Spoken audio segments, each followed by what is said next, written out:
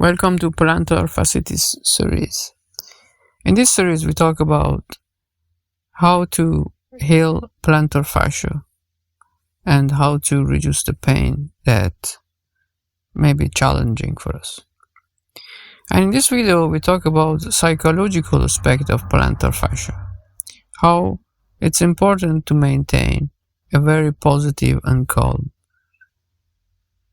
mindset while we are through the plantar fasciitis or plantar fascia inflammation.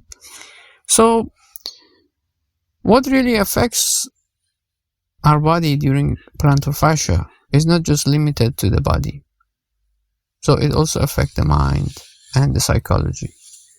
Most of us will be moving much less, will be a bit less social, and will be far from many of the active habits that we have been having, like walking, running, dancing, even sometimes cycling, because cycling, if you're paddling and it involves the whole foot, it may be painful. But cycling sometimes is not very effective if there is only one part of fascia involved. So we talk about psychology during your plantar fascia inflammation. So it's very important to stay really chill and relaxed, because when the body is in the stress, the mind is in the stress, then we make decisions that are not really intelligent enough to take us toward healing. So it's very important to be very peaceful and accept that everyone may have this disorder. Everyone may have pain, and even those that are now running and doing all the active things may face this. So now we are in this situation. First thing is to gradually, not by force, but gradually bring the mind to the acceptance and calmness. So we are having this. And then what are the options in front of us? So from a problem-oriented, pain-oriented, suffering-oriented mindset, we should gradually shift toward solution. So we should rather start looking into different solutions, healing techniques and exercises that we already talked about, and we are going to talk as we know more. And also stay very positive, experiment with the solutions and see how it's going on. So if we push ourselves, we may get exhausted. There is a saying that never try too hard. Try, see the impact. If it's positive, try more. If it's working, make it a practice and habit.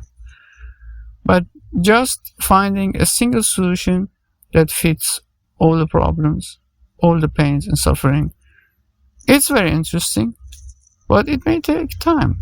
And this is not just about plantar fasciitis, but all the things that the body goes through, all the things that exist in the environment, and all the things that we go through life. It's very important to stay really calm and solution oriented, and not constantly getting stuck that I have this problem and I have to solve it right now. It's a part of life. It actually may open up so many things in our life to remind us that we are centered in this body, and if we work with the body, if we bring peace, joy and healthiness to the body, then most of the actually things about life are there, and we're gonna experience much happier life. So plantar fascia is one part of the body, and it may be challenged. Many people go through it in life. With peace, understanding, we can collect information and gradually toward healing and manage the whole situation. And when we learn about it, we can also help others and share with others. So during this time, when we are excluded from the habits that we had, like running, dancing, walking around. So so it becomes important to bring other activities to life. For example, if you were doing cardio exercises, we need to replace the cardio exercises of, for example, running with a new activity. So one way is, for example, with weightlifting. If it's painful to still standing and weightlifting, we can do sitting weightlifting. We can include body work that doesn't involve standing, and we can try swimming. We can go for cycling if it is not painful for a certain part of the foot. Or we can be very like a combination of a gentle cycling, but cycling is also good for the knee. Gentle cycling. We can be also creative how we paddle. So there are also ways of just using part of the foot. Or some people use even they have access to the box that they can paddle with hands, or so many other ways. We just need to be more creative and open to the opportunities.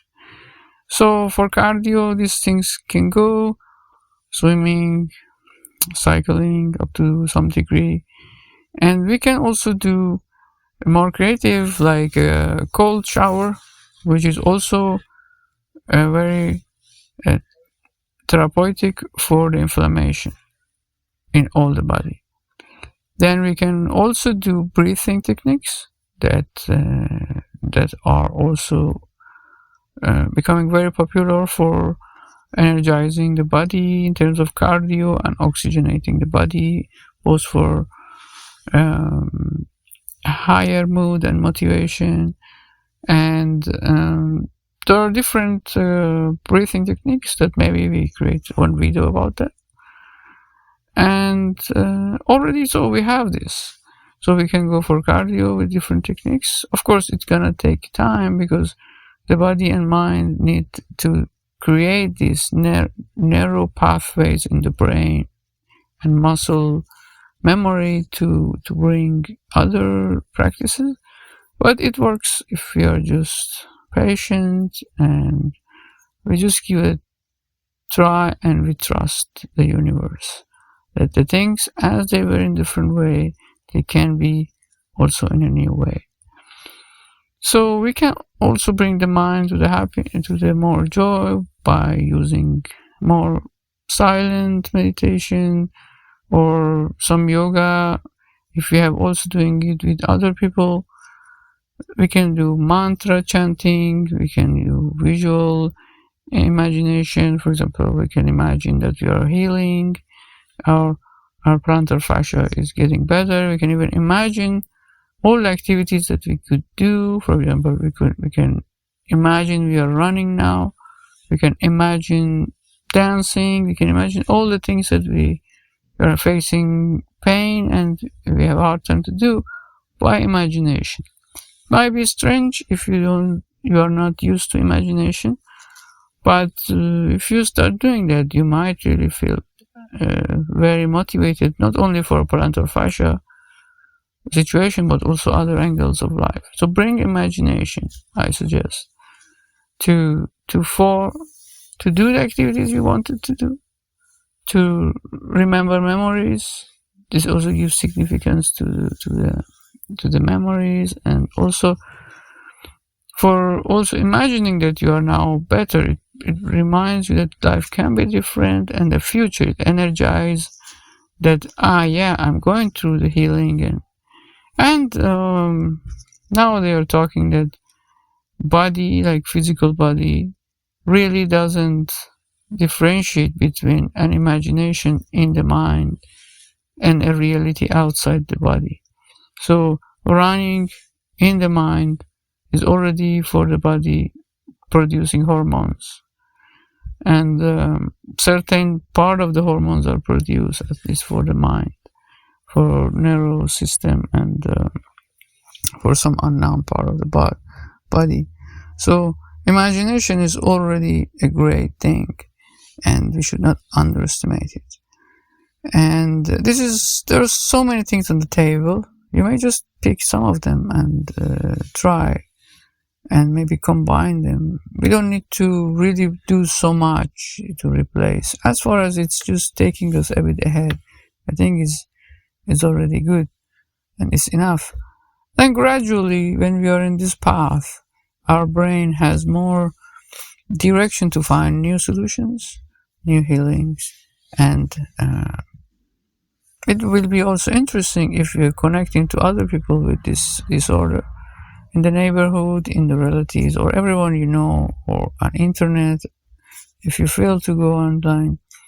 And we are also organizing a community so people get together, have access to information. They may be also going to see each other. And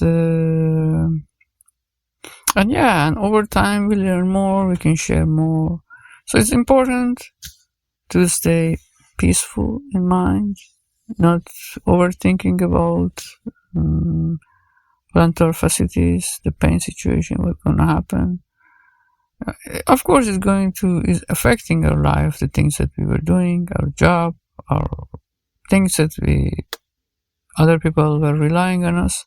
But we need to also talk about this to other people. We need to explain that we are now having this, and then if they don't know about it, we can also either personally explain or also send them some resources that other people are also having challenge with this, and gradually to explain, and so other people understand that this is a body situation and everyone can go through. So we should stay psychologically in peace, enjoy as we were before, and remember amazing memories and fascinate about amazing future. And that's about plantar fasciitis and everything in life.